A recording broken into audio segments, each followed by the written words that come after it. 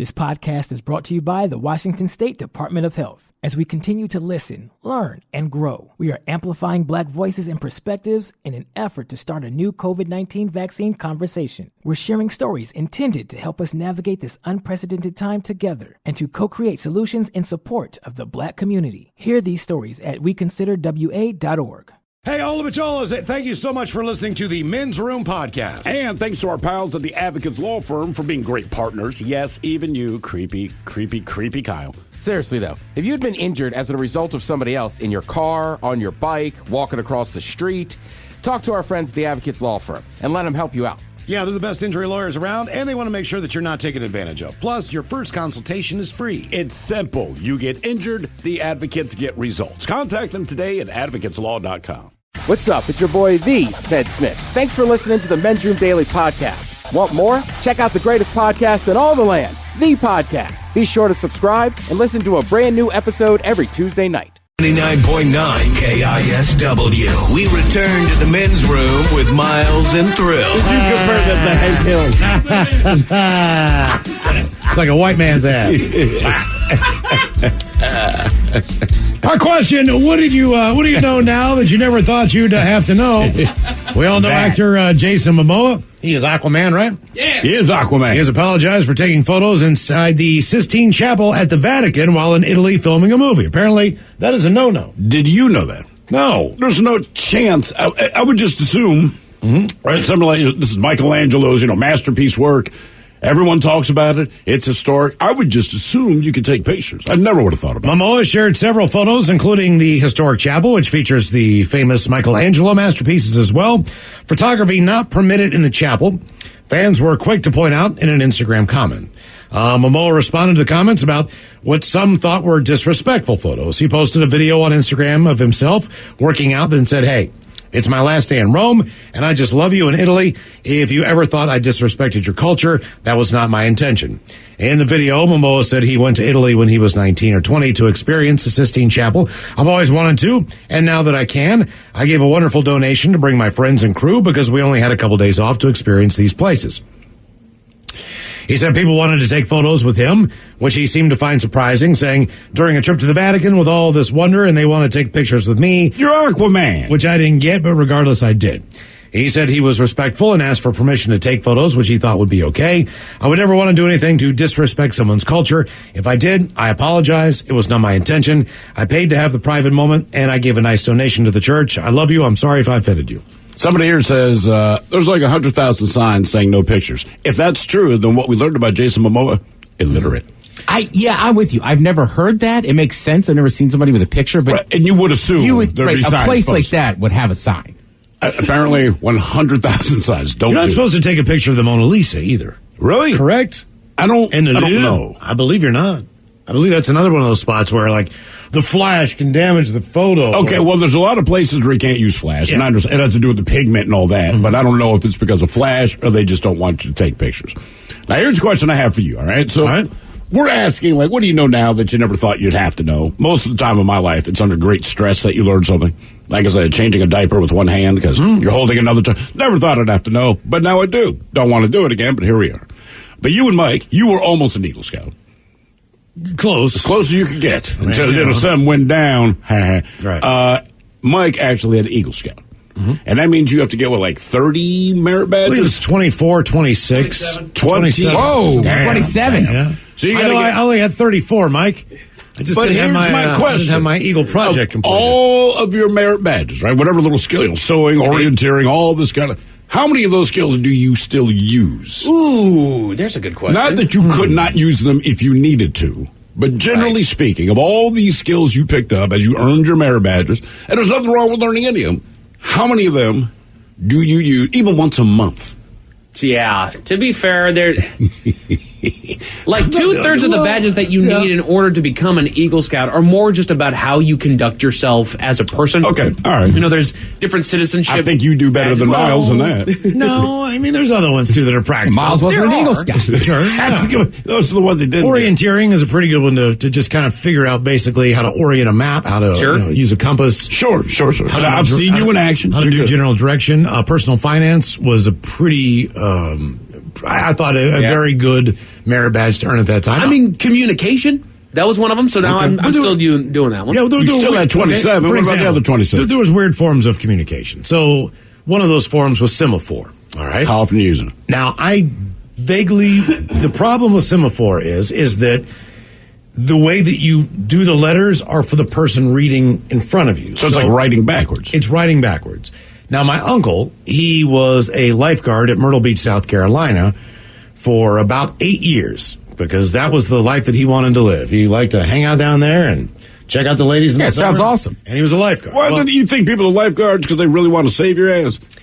Well, he did. He saved a lot of people. What I'm saying, the trade-off is I'm going to look at a hot ass all day, and on the off chance that somebody really needs help, I'm here. Right. But to communicate, this is before the age of the walkie-talkie and everything, lifeguards would stand up on top of their stands, and they had 2 flags. Flags, yeah. And they would flag in that semaphore. And you can read that. And my uncle can still, communicate, and it'd be like knowing Morse, just off the top of your head. And he can do it. And it's kind of crazy that he knows how to sign. Now, signing semaphore was originally for fire towers and service rangers who would communicate in the woods as they were working. So you got it. How often are you going to use it? I'm never going to use it.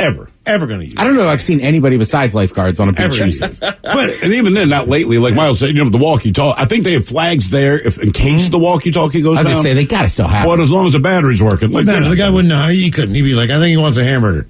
I'm not sure what he just said there. I mean, coin collecting, I still, collect Coin collecting, like you need to learn how to collect coins. That's literally a merit badge that I got. Come on, collecting. Coin collecting? Come on. Oh, my God. It was fun. That got you to Eagle Scout. And I also got stamp collecting, too. Jesus. That's a hobby. You took like remedial. I didn't say that I took the most useful merit badges. Oh, my God, dude. You could do that at home. I did archery, and that was fun. I did art. I did astronomy, although I didn't get everything turned in for that one, so I technically don't have it, but I did everything that I needed to for astronomy. Basketry, I did do that one. Backpacking. Wait, basketry? Like how to make a basket? Yeah, it was my last year at summer camp. I already had my Eagle, and so I just wanted to do it. I got to flag this one, man. I got to flag this Eagle Scout. No. I did basketry after He was already an Eagle Scout. I was given crap because I went to summer camp and I took basketry as an Eagle Scout. So that one that all my other my fellow troopers got. Eagle Scout, and you went and you took a basketry class? Because It's like senior year of high school, like your second semester. They'll just take whatever BS elective camping. you I had want. to do that one. Citizenship in the How community. did you learn to tie balloon animals? There's no way that's a merit badge. Lord, why did I remember? Why did you learn? And that's just talent. I tried to remember why I knew how to do that. You're the only person I know who knows how to do it, if that counts for anything. I think I was just a kid, and I was like, you know what? Screw it. I'm going to figure out how to do these balloon animals. Will you? And to give my credit on this, as dumb as it sounds, every time we do an event, Red Festival, backstage at Painting in the Grass coming up, right? Mike would bring balloons and start tying balloon animals, and people would lose their minds to get a hold of Mike Hawk's balloon animal. The hardest thing to do with a balloon animal is not be embarrassed that you have it. Is to stretch the balloon out to the point where you can actually get it started to blow the damn balloon up. That thing sucks. They are impossible. Mike's the expert, Miles. I'm not listening to you. Oh, I was glad that I got the pump. You need a real small ass mouth. I did get fly fishing. That one was fun. I went out with my buddy Coach. And fly fishing you can still do. Right. But there's a lot of stuff you learn as kids, right? Like geometry. Ooh, there's a golf merit badge, Miles. I was going to say, like, just knowing sports, but it's not like I'm going to walk down the streets. It's like, we have an emergency. Can anybody lay down a bunt? It's not that. But, man, can anyone weave a basket? Right. This Cobra needs a leather work. I had that one. But you can be conversational with your sport. Mike is not going to have a lot of conversations with anyone not named Wanda, who's 90 years old, about basket making. Oh, my God. Oceanography. I remember when I took that one. We went down there. They were like, "This is one of the few camps that offers oceanography. You guys should take this one." That's cool. It was boring. All right. It sucked. We just spent all day out on the beach. I hate the beach. I did painting, personal fitness, personal management. Yeah. Okay. I remember in these. So like 5%. There are some things in there that Mike, I want you to weave me a basket. You're the only person I know that knows how to weave a basket. I need a basket weaving kit. Okay, I'm going to look into this. Get me some reeds. Rifle shooting, I did do that. I did rifle and shotgun shooting. All right, I did a Ukrainian egg class. I know how to do that. Come on! A Ukrainian egg class. I can do Ukrainian. I want a basket made by Mike filled with Ukrainian eggs as made by Miles. I'm pretty sure I can still do Ukrainian eggs. I remember the basic idea. What's the difference between a Ukrainian egg and a Russian egg? Well, as far as the art goes, I just know that they're called Ukrainian eggs. So basically what it is you take an egg and you pin it and you hollow it out. So you basically, you drain the entire egg, but with a small pinhole, okay? Then from there, you use beeswax. And beeswax is basically what you cover, and you cover the entire egg, then from the shell in beeswax. Now, I would recommend actually working with the egg intact, not draining it until the very end. That way you have a heavier egg. Will you do a Ukrainian For example, egg at one of the happy hours? So you melt the beeswax. Okay, you have a little tool that has a holder in there. And there you go. Dip it into the wax, and you cover as much as the egg as you want. What you leave to be exposed is the color that you want. So the only thing exposed on the shell of the egg is the color you're going for. You learned some Boy Scouts. I took a class, yes. You dip it into the dye. You dip it into the dye. Wait. You took a class, or this was in Boy Scouts? I took a class through the Boy Scouts. Okay. To be able to there was no merit badge on this. I just took the class. They don't have the Ukrainian egg merit badge. I'll tell you what, Miles, those things look impressive. Yeah, they're incredible. You know what you should have done? Right. Should have made one of those instead of getting those damn yellow roses. Yeah. So then from there, basically, you take the wax off on the next dipping, as far as that color scheme is concerned. And you continue this process until your egg is done. So typically, you would probably use no more than 4 or 5 colors to not get too extravagant. Will you do one at one of the happy hours? Look, this is my thought. It takes a little bit of time. Like how long are we talking? Every dye probably takes at least a day to do the wax work. What if you start on Friday night? We're doing a happy hour and a half. By Sunday, can you give us a Ukrainian egg? And Mike, you can weave a basket. I can weave a basket. I can do it with a KISW logo. Now, it would look terrible. It would look like a prison tattoo. But if you can pull it off, man. But I can do it. What other radio station has Ukrainian eggs with their logo on it? Pretty sure I could do it. I did railroading. There's actually a radio merit badge. You don't need that one. Yeah, you don't. Yeah. What do you know now that you never thought that you'd have to know? 206-421-ROCK. Hello, Tanner. Welcome to the men's room. Hello, guys. Hola. How are you guys today? Doing great, brother. Thanks, man. What I learned, it took me a while to stop running my mouth. Because it usually tends to get me in more trouble. Whenever I got pulled over or anything or interrogated, I usually gave way too much information. First of all, how many times have you been interrogated? 3 times. Okay, that's already a problem. And what was the moment you finally figured out that you should just shut up? Today. All right. Okay. I was going to say, when you say you learned that, I was like, Tanner, have we? Right. Like, I'm aware of stuff I should have learned by now, but I'm aware of it. Are you? Right. Well, it's just you being booked into jail? Oh, between work and jail, yeah, that's for sure. I usually just disclose way too much information, like I said. All right. Well, have you ever thought about changing the things that you're doing so that you don't get in that situation? Or just answer the question in front of you. I'm a stickler. It drives me crazy with the kids. It drives me crazy with the wife. Like, I've asked a yes or no question, and there are 80 words that you've returned to me, and not one of them was yes or no. Or I have to answer 4 of them when they're done with this big, long thing. You go, so yes, you want chicken wings. Because that's literally all I asked you. I thought about eating this, but then I really did. I just, look, one question, just answer it. They say it was an incredible story we brought to you a few days ago. A passenger with zero flying experience safely landed a small plane he was in after the pilot had a medical emergency. Update, the pilot, he is going to be okay. Apparently he had something explode in his heart. A torn aorta. Yeah. The medical emergency. Now, 39-year-old Darren Harrison, he was on the Today Show on NBC talking about his experience and how he managed to stay calm. It was a life-or-death situation, he said. Either you do what you have to do to control the situation, or you're going to die. And that's what I did. Yeah. He was flying home from a fishing trip in the Bahamas. One other passenger was in the plane when the pilot fell unconscious. Harrison recalls reaching over the pilot's body to grab the controls and slowly pulling the plane out of a nosedive toward the ocean. It was just common sense, I guess, because I knew if I went up and yanked that, the plane would stall. And I also knew at the rate that we were going, we were probably going way too fast and it would rip the wings off the airplane. He then got in contact with air traffic control, and a flight instructor managed to talk him through the landing at Palm Beach International Airport in Florida. First call he made on the ground was to his wife, who's pregnant with her first child. Another footnote, the pilot who fell unconscious survived and is expected to be out of the hospital sometime this week. So that's all good news. Do you know what the guy does for a living? The guy, the passenger that ended up landing the plane. I do not. So I read today, he's an interior designer. Do you think that this is inspiring to him to the point where he might want to take pilot lessons? I think it's one of two things. I think either this scared the living bejesus out of him where he never wants to get on a plane again, but he seems pretty rational and calm in all the follow-up interviews. If I'm him, man, I think you want to get your pilot's license because, and we had a bunch of pilots, we talked about this last week, a bunch of pilots that texted in, and basically they're like, look, the landing is the thing.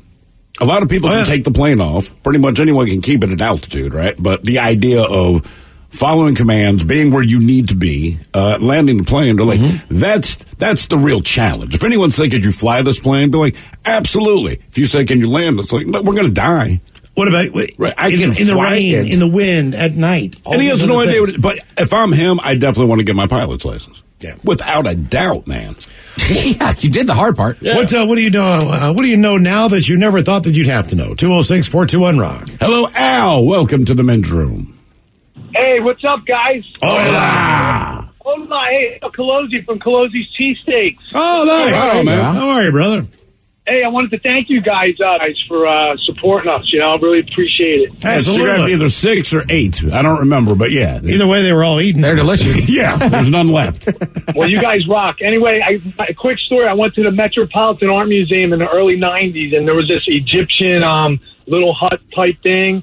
And I thought I could go in, and I climbed through one of those, it was like, windowsill, ancient Egyptian windowsill. Went in, I'm roaming around, all of a sudden I hear keys. I hear people racing towards, and I get surrounded by security. They grab me out of the thing, and of course I get escorted out of the hut. But, years later, it's in the movie Sum of All Fear, Ben Affleck's movie. Yeah. The opening scene, that thing's there, and he's inside it, but apparently I wasn't allowed inside it. So let me get this straight. You are at the Metropolitan. Look, I don't know a lot about art. I don't even know a lot about art exhibits, but an assumption I make it in the art exhibit is if to enter something, I have to climb through an opening, I'm probably not permitted there. Well, I walked around the side of it, and I like that stuff. I was interested. I was young. Of course, I was dumb. I said, why not? Let me give it a shot. What's the worst thing that could happen? Well, they surrounded me, and I got tossed out of there. So thankfully, that's all that happened. As a kid, if you were just a kid who walked up and said, hey, look, I don't have any money. I just want to walk in to see the museum. They probably would have let you in during just regular hours. That's true. Well, I was in the museum. It just they had this thing roped off. Like, I guess you weren't allowed to touch it, but there was an opening. I saw that I assumed, and I did it. But it was a lot of fun. It was harmless. It was harmless. Sure. Mm-hmm. Yeah, velvet rope's another good sign. Yeah, I'm trying to Because a velvet rope is asking you politely. It's not barbed wire, it's not like, but it's just like, hey, do us a solid. Try not to cross this area. What is the age where you go, if I can't fit? I feel like, because I feel like when you're a kid, you're like, well, as long as I could fit, it's fine if I go in there.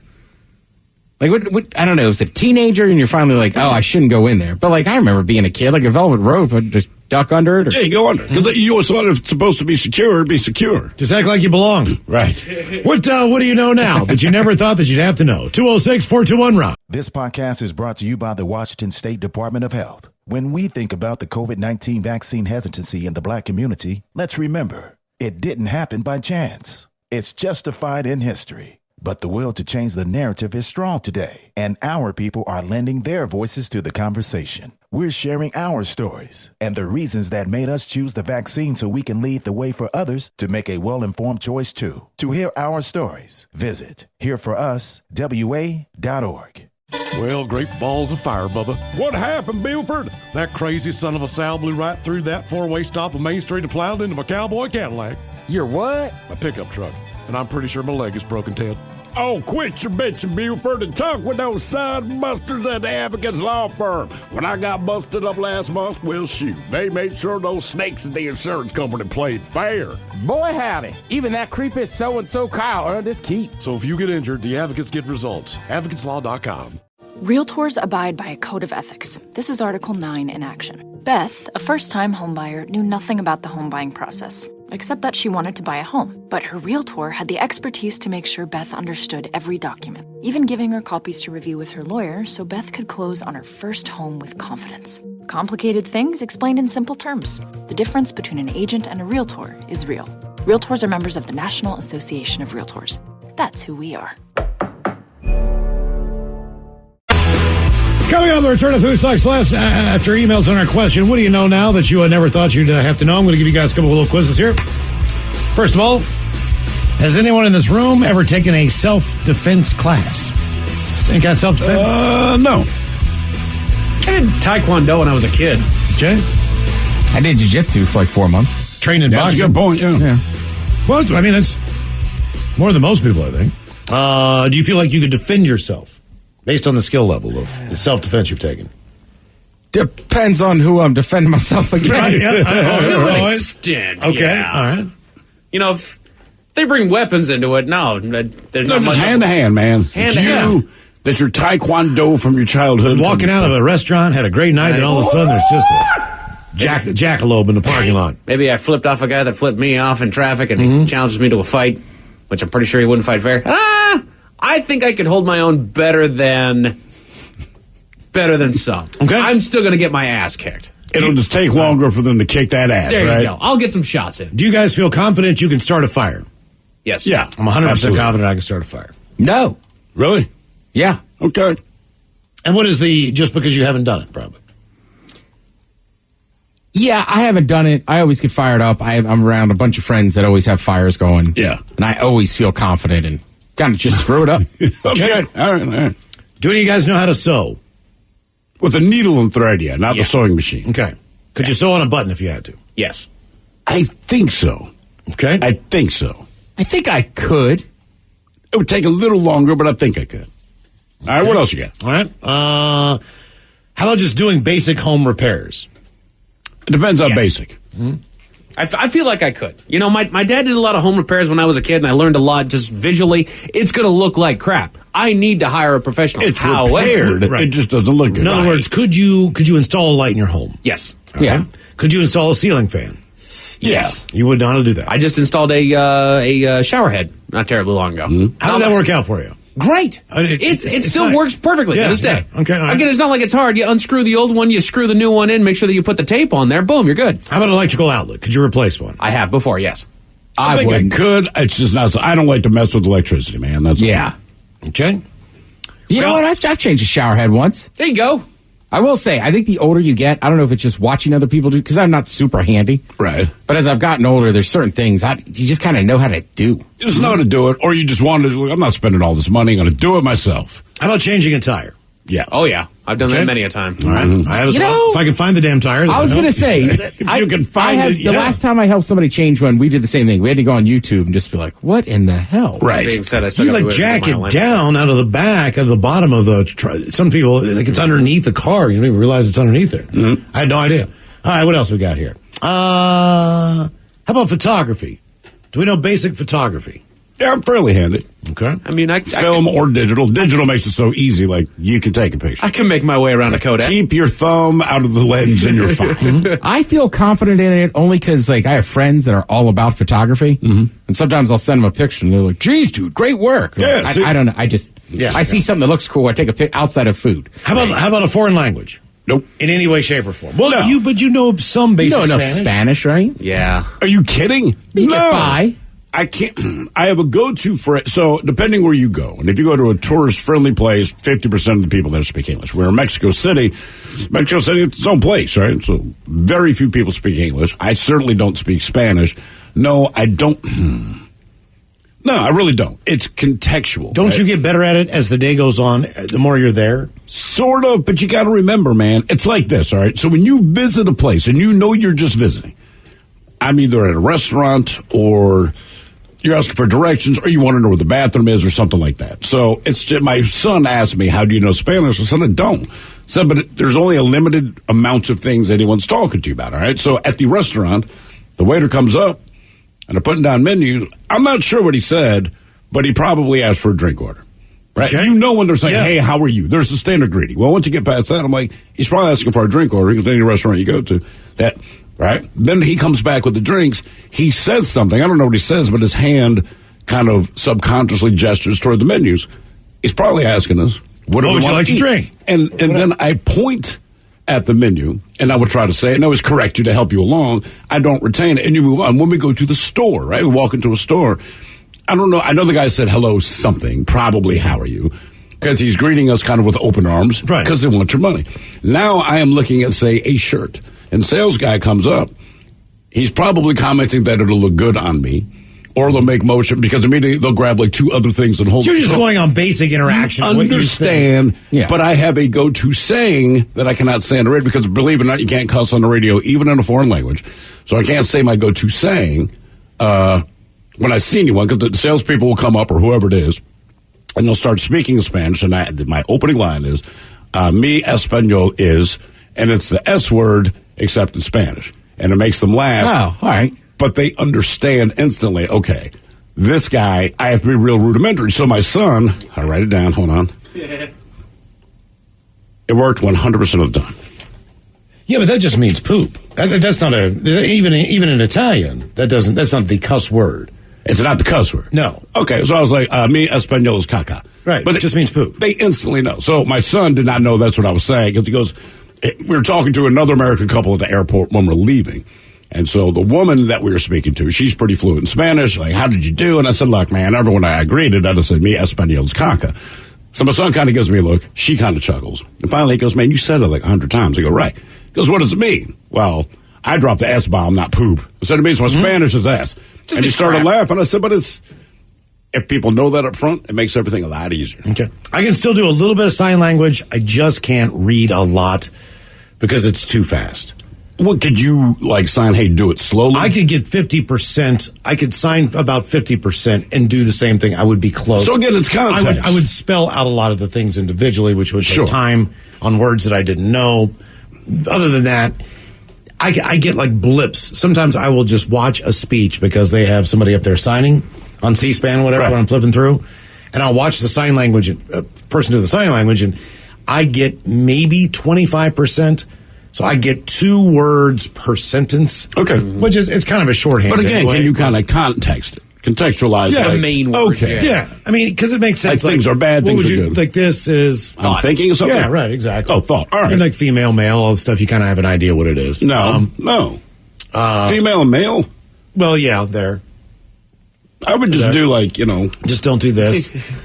Well, yeah, I mean... But that works too. But I would know what you mean. Yeah, that's what I mean. That's universal sign language. Mm-hmm. I mean, certain things like, hey, I'm looking for, they're like, oh, okay. Okay. Yeah, like if you're talking to somebody that doesn't speak English, you just start messing with your zipper. They'll be like, oh, baño. Yeah, exactly. Boy, my kids figured out that one quick. Someone here says, Thrill, did you say Ola Bichola while you were down there, or is that frowned upon? No, but we did not know this. But years ago, I was in Mazatlan, Mexico, not Mexico City, and I got making friends with the bar staff there, believe it or not. And they were asking me, what do you do for a living? I explained it, blah, blah, blah. They said, you guys have like a greeting, which actually seemed like an odd question. I said, actually, we do. And actually, guys, we say Ola Bichola. Now, we stole that from South Park. Mm-hmm. But they started dying. And I don't know what the guy was saying, but he immediately looks at his coworker, kind of repeats that, hey, this dude here says Ola Bichola, but I don't know what he's saying after that. And the other guy just starts dying of laughter. And then the guy who starts dying of laughter, he yells out to this chick, Maria, same general thing, like, Esteban, Ola Bichola, the show on the radio. And she starts laughing. I'm like, what the hell? And they go, look, I don't know if you know this, but Bichola, essentially, and he said it's more Mazatlan, it's slang for naked woman. Mm. Oh, so naked ladies. If you've ever listened to the show and you hear someone say, hey, naked ladies, that's why. So bicholo would be naked dude, bichola. So for years, we were saying, hello, ladies. We had no idea. What do you know now that you never thought that you'd have to know? 206-421-ROCK. Hello, Calvin. Welcome to the men's room. Hola! Hola! By the way, everyone has just filled me in on how to say the S-bomb in Spanish. I appreciate it. I'll change it. I'm going to upgrade my game. Yeah, do it. So what have you learned that you didn't think you'd have to learn? Well, years and years ago, I was a soldier. I was in training, and as you can imagine, Gunnery Sergeant Hartman from Full Metal Jacket, that's kind of how some things were. And you had to get up, dressed, shower, triple S, if you catch my drift. Yep. So shaving and showering and the rest. And there would be, 4 sinks for 40 dudes, right? So, you just couldn't get up to get multiple things done at once. And so I learned to get up to the sink first, get some water, get some toothpaste, walk over to the urinals. I could take a leak while brushing my teeth while somebody else was shaving, then hop back in line. And so, like, I learned to be able to brush my teeth and take a leak at the same time, you know, to gain time. Basically, how to expedite the morning routine, but the necessary parts of the morning routine. Right, and I can still do that to this day. And my wife, I've been married a long time, man, and she'll still look at me and say, man, why are you doing that? It's you military guys, man. My dad, he was in the Navy for a couple of years, and it was fine. He wasn't like a hard ass or anything, but man, oh man, when it came time to clean, all right, that's the one thing where he was like crazy perfect, right? And making your bed, like if there was a wrinkle on your bed, I don't know what you know about children, it ain't going to make the bed well. It doesn't matter what you do, it looks like you don't have that skill level. Man, right, you don't. For whatever reason, and you don't as a kid. care. My dad would walk in the room and and like I said, he rarely came down on you about anything, but he would look at your bed, and I mean, there'd be a wrinkle. And what would piss me off, he would tell me to try to get the wrinkle out. I'm like a kid, I'd take my hand at him, right? He would just snap like the goddamn corners, and this whole comforter would like fall down perfect, and he expected you to be able to do that. And it's like, bro, I can't. But he even said it's just military, and the way he cleaned everything. Was there anything like taking your rifle apart and putting it back together, any of that stuff as well? Oh, yeah, for sure. Like, I can still do it. Believe it or not, I can still do it blindfolded. Now, I believe you. That gun, that gun, do you still have a gun like that? I do. And did you just buy that specifically because that's what you started out with, the basic? Long story, but it came in a horse trade.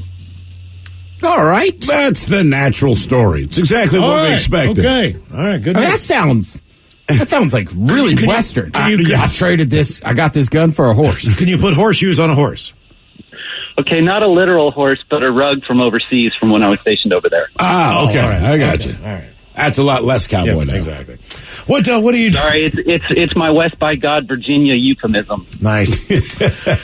What do you know now that you never thought that you'd have to know? 206-421-ROCK. Guns are shockingly like, if you sit there with somebody that was in the military, can teach you, and you like break them down, it's like they do it in a heartbeat. Wow. Crazy. Like, yeah, and I was kind of shocked when somebody showed me. I was like, there's like 4 pieces to this. That's it. And why do you need to know how to break it down? Is that to clean it? I believe it's clean. Maintenance, right, gotcha. That kind of stuff. So I would definitely want to do that on the battlefield. Like, I can do it fast, but I'd rather shoot. 1 second, guys. Hang on. Yes, exactly. Well, I'm sure, too, like, look, I don't know enough about guns, but I'm sure if you're in a battlefield or something's jamming or whatever, like, you want to be able to take that thing apart. Mm-hmm. Hey, does anyone remember step 2? I believe there's a saying, right? Why is everyone frowning at me? Hello, Eric. Welcome to the men's room. Hello. Hola. Hey, back in the early 80s, me and a couple buddies, we snuck in between some houses, got on air mattresses, and with a cooler full of beer and snuck into the pits at Seafair Sunday.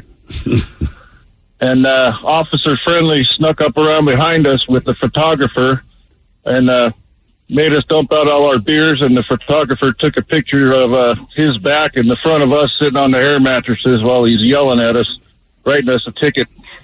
And we were on the front page of the Seattle Times next morning. So what do you know now? Buy a ticket if you want to go to Seafair. Yeah, don't sneak into the pits with a cooler full of beer when you're a youngster. That sounds like you might have been famous for a minute. I was, but we had to hide it from the folks. Yeah, how was that? Because back at that time, the newspaper's everything.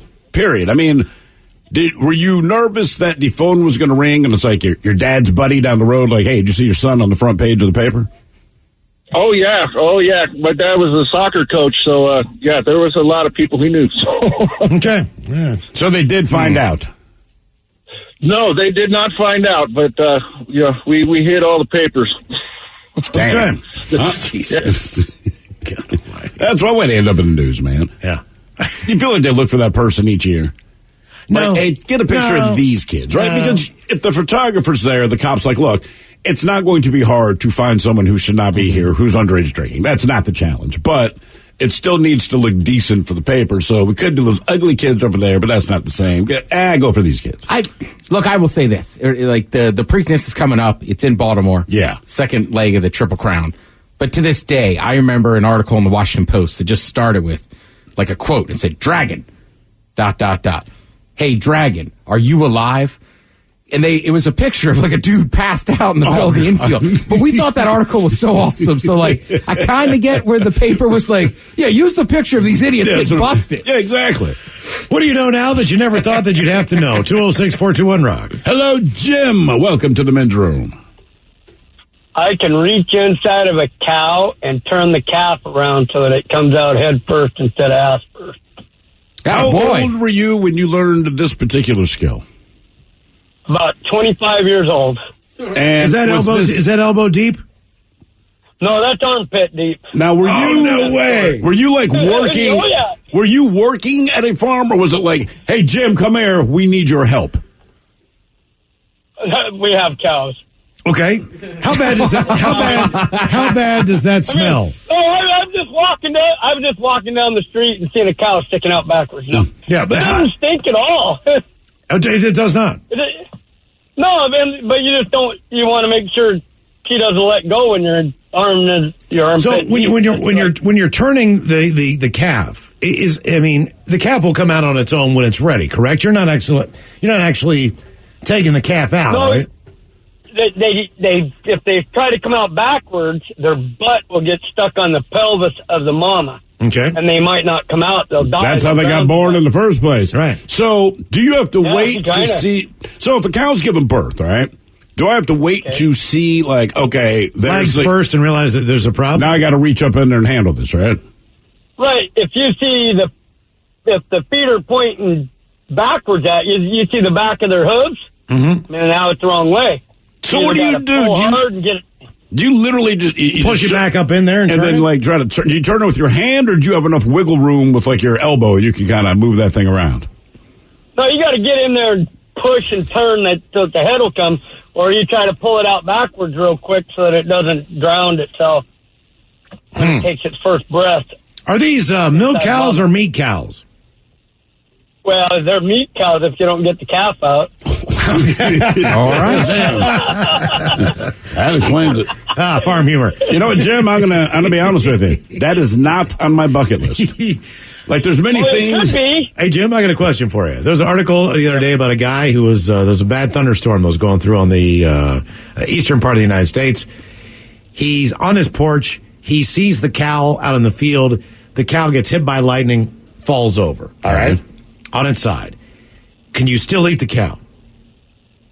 Sure, as long as it hasn't bloated yet, and hell, part of it might be already cooked, medium rare. That's what I was going to say. I mean, is it technically considered hot at that point in time? Right. Do you risk it? No, it wouldn't be bad because it just died. All right, might have got hot from might have got hot from the lightning, but kind of like a deer getting hit on the side of the road.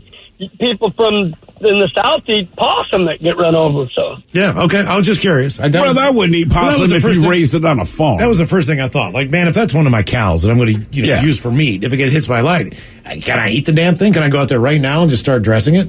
I would think so. If it took a direct hit, probably not. But if it was just standing like on the tree roots, it was standing in the field with other cows, and basically he saw it get hit, and it fell over. Yeah. So you can tell the difference. It's DOA.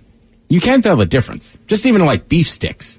If it's from like somebody like that adrenaline spike kind of thing. No. I just mean like if you know somebody that owns cattle. Mm-hmm. Like, I don't know how to explain it, but like my buddy's wife, her parents own cattle. Like, you go down there like, this is the best beef stick I've ever had. It's like, yeah, it was one of their old cows, so we turned it into beef sticks. But you could taste the difference, I'm just saying, as opposed to going to the grocery store and buying it. Absolutely. Because this is made of beef. You go to Eastern Washington and get a steak, you're like, this is a great steak. Because it's like from next door. It's an amazing difference. You can't believe it. What do you do? What do you know now that you never thought that you'd have to know? 206-421-ROCK. Hello, Tyson. Welcome to the men's room. Hola. Hola. Yeah, I went to Wazoo, and it was a requirement to take Geology 101 when I was a freshman, and it was I hated the class. They called it Rocks for Jocks. And, of course, I was failing it as a young partying teen and had to drop the class. And lo and behold, now my career that I've been in for about 20 years is to teach people how to use diamonds to cut concrete. So that class came in handy. Eventually it did. I ended up having to retake it eventually to graduate college, and now I know more about geology than most people even could imagine. But that's fair. I'm not a geologist. Okay. Yeah. So you know as much as, well, basically, after a geologist, you probably know the most. Yeah. That would make sense. Right? Do you remember the 3 different kinds of rocks? Because I didn't. I had to Google it. Hold on. Igneous? Is That's one? Sedentary? That's 2. Hold on. Igneous, sedentary. And the kind that comes from a volcano? Oh, God damn it. Hang on. Do not tell me. If you tell me, I'll kill. Porphyritic. What was it? Porphyritic? Metamorphic. Damn it. Yeah. I got 2 out of 3. That's not bad at all. Coming up, Thank the you, exciting Meatloaf. return of Who Sucks Last, and we'll get your emails on the way from the men's room at KISW.com. This podcast is brought to you by the Washington State Department of Health. When we think about the COVID-19 vaccine hesitancy in the Black community, let's remember, it didn't happen by chance. It's justified in history. But the will to change the narrative is strong today, and our people are lending their voices to the conversation. We're sharing our stories and the reasons that made us choose the vaccine so we can lead the way for others to make a well-informed choice too. To hear our stories, visit hereforuswa.org. Realtors abide by a code of ethics. This is Article 9 in action. Beth, a first-time homebuyer, knew nothing about the home buying process, except that she wanted to buy a home. But her realtor had the expertise to make sure Beth understood every document, even giving her copies to review with her lawyer so Beth could close on her first home with confidence. Complicated things explained in simple terms. The difference between an agent and a realtor is real. Realtors are members of the National Association of Realtors. That's who we are. $20 million, $19 million, $6 million. These are all awards recovered for clients of Phillips Law Firm. To win big, you have to fight big. And Phillips Law has been fighting the too-big-to-fail insurance industry for decades. Not every case will have a multi-million-dollar outcome, but Phillips Law will fight just as hard to recover the outcome you deserve. If you or a loved one has been injured in a car accident or on the job, call or click today at 1-800-JUSTICE or visit justiceforyou.com.